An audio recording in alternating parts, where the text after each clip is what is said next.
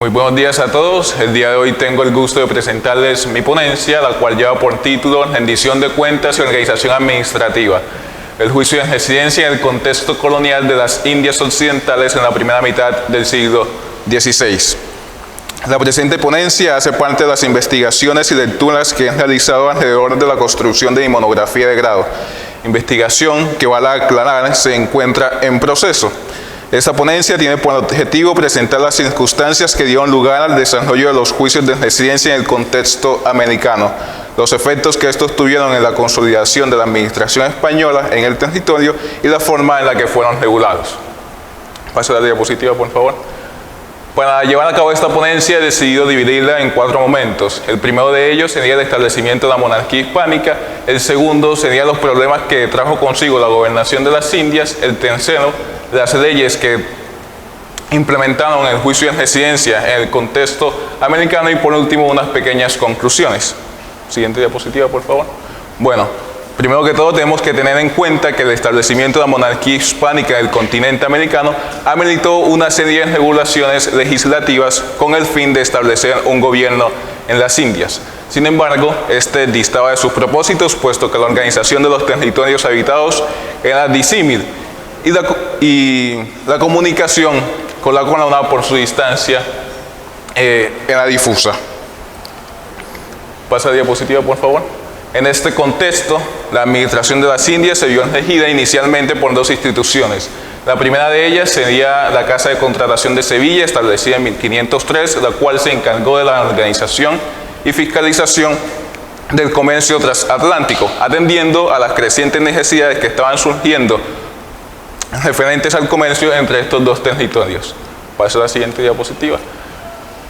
Como segundo, tenemos al Consejo de Indias, el cual se encargó de la gobernación del territorio y por ende de las leyes y designación de funcionarios que habitaban en este. A su vez se encargaría de otras actividades varias. Bueno, primero tenemos que tener en cuenta que en este contexto las problemáticas que dieron lugar a la gobernación de las Indias estuvieron medidas inicialmente por el protagonismo de 2 agentes. Estos serían los colonizadores y conquistadores.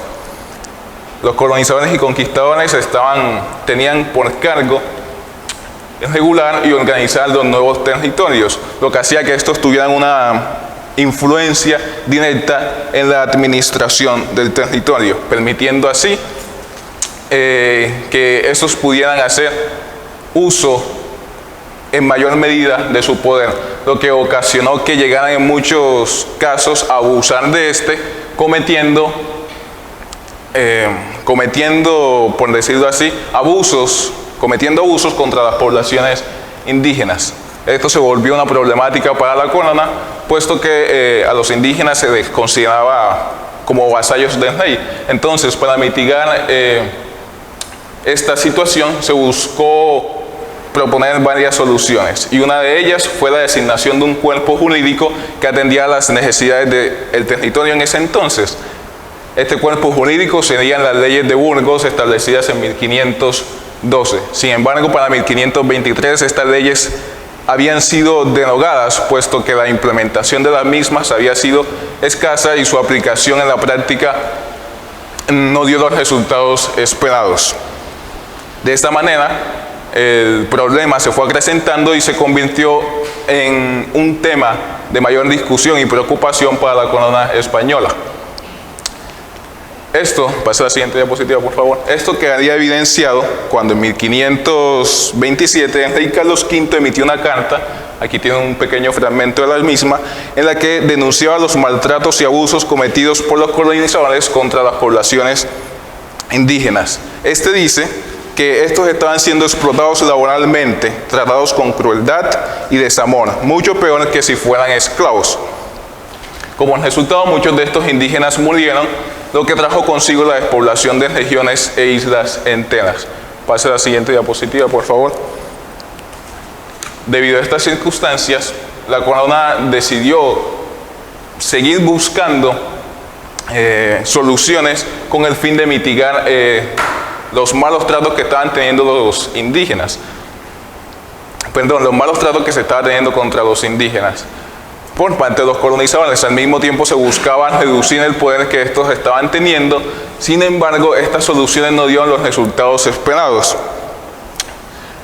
Un ejemplo de esto es que, no dio los resultados esperados y el problema se fue acrecentando. Un ejemplo de esto es que para 1533 en Santo Domingo se emitió una carta, aquí tienen un pequeño fragmento de la misma, informando al presidente de la Real Audiencia sobre los malos tratamientos, muertes y abusos injustificados que se han hecho a los indios libres, exigiendo que se realizara una investigación de estos asuntos y otros asuntos, debido a que los colonizadores no solo estaban poniendo en riesgo la integridad de los indígenas, sino que también estaban haciendo uso de su poder para beneficio propio. Pasa a la siguiente diapositiva, por favor. Estas circunstancias darían lugar a una serie de debates entre juristas y pensadores de la época. Por un lado tendríamos a Francisco de Vitoria y Bartolomé de las Casas, quienes apelaban al derecho que tenían los indígenas y presentaban una opinión en común, y era que los indígenas por naturaleza tendrían unos derechos que debían ser salvaguardados. Por otro lado teníamos a Ginés de Sepúlveda, que en contraposición decía que, atenía más a los derechos reales de las Indias, argumentando que los conquistadores que los españoles tenían el derecho de civilizar y conquistar, justificándose en lo que sería una aristocracia natural, lo que daba a entender que los españoles estaban por encima de los nativos en el territorio. Ante estas circunstancias, pasa a la siguiente diapositiva, por favor. Ante estas circunstancias, el rey Carlos V se decantaría por las posiciones de Francisco de Vitoria y Bartolomé de las Casas. Así que decidió evaluar los efectos que estaba teniendo la gobernación de las Indias y decidió revisitar las normas que se habían establecido para el territorio. Entonces es así como concluye la necesidad de establecer un nuevo cuerpo jurídico que atendiera exclusivamente a las necesidades de este territorio. Es así como se da lugar a la constitución de las nuevas leyes y ordenanzas de las Indias en 1542. Con estas nuevas leyes y ordenanzas se trajeron disposiciones que buscaban mejorar la gobernación y administración del territorio americano, estableciendo así preceptos que buscaban la garantía y la transparencia de los funcionarios de la corona. Es por lo que se decide implementar la residencia o juicio de residencia. Pasa a la siguiente diapositiva, por favor. Un medio por el cual se juzgaba a los funcionarios según las acciones que cometieran bajo su administración. Es decir, yo soy un gobernador, tengo mi periodo de mando, al finalizar el mismo me juzgan por cómo hice uso de mi poder y yo tengo que responder a ciertas implicaciones.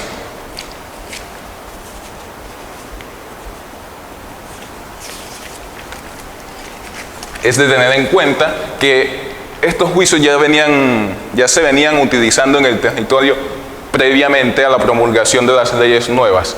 Sin embargo, estos no estaban establecidos en propiedad, lo que ocasionaba que antes de las mismas hubiera por decirlo así, derroche y complacencias en el poder. Para la toma de residencia se decidió que debían ser enviadas personas de fidelidad para la corona, capaces de hacer justicia y establecer las normativas vigentes. Las residencias a los gobernadores y otros altos funcionarios sería tomada por el Consejo de Indias, mientras que las residencias tomadas a otros funcionarios de menor rango, por decirlo así, serían enviadas a las audiencias locales y supervisadas por los presidentes y corregidores de la misma. Pasa a la diapositiva, por favor.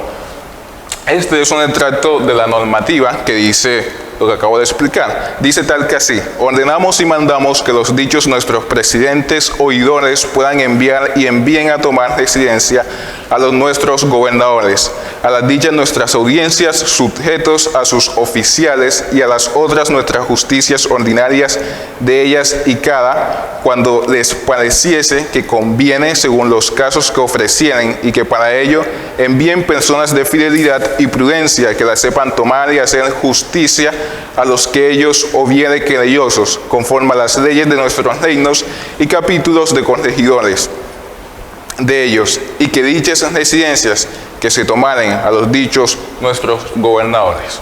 Entonces aquí explica una parte importante de cómo debían ser tomadas estas residencias, por quién y qué implicaciones tendría.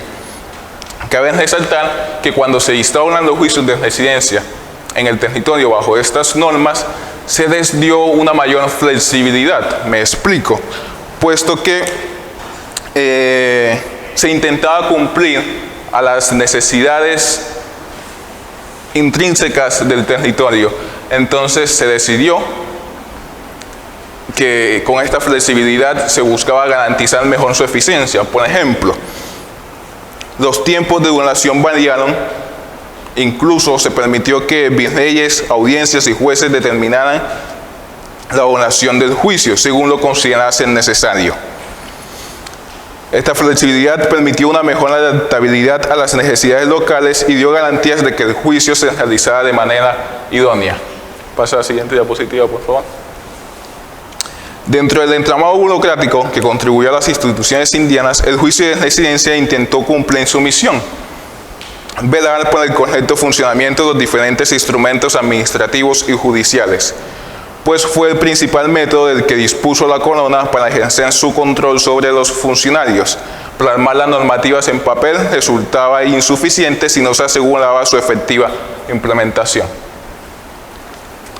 Para concluir, podríamos decir que los juicios de residencia entre la segunda mitad del siglo XVI y la primera mitad del siglo XVII se consolidaron como un pilar fundamental en la centralización política y judicial del Imperio Español. Estos juicios no solo reformaron la autoridad del monarca, sino que también promovieron un diálogo entre la administración central y las comunidades locales, facilitando una supervisión más efectiva de los funcionarios, y garantizó una implementación uniforme de las políticas reales. A pesar de las dificultades como retrocesos y episodios de corrupción, la corona no escatimó en esfuerzos en perfeccionar este mecanismo, ajustando continuamente las leyes y procedimientos a las circunstancias coloniales.